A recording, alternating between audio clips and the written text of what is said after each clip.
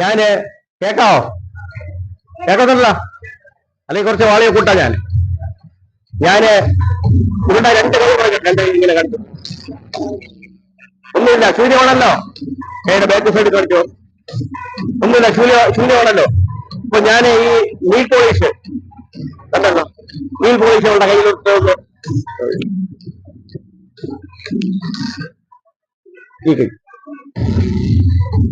ഒന്ന് തേച്ചിട്ടുണ്ട് കണ്ടല്ലോ.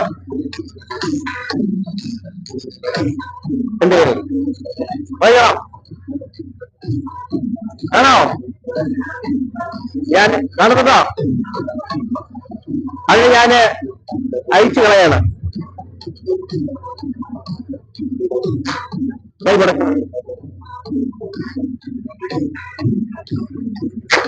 കൈ നോക്കട്ടെ. കൈ നോക്കോക്കെ.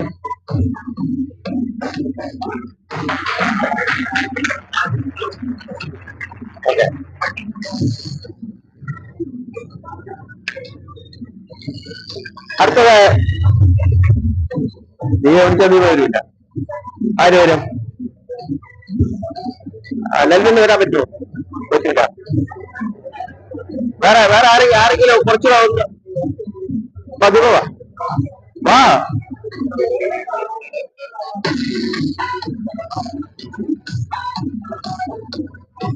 ദീപ ഇപ്പോ എന്റെ കൂടെ നിൽക്കുന്നത് ഇങ്ങോട്ട് തിരിയുന്നു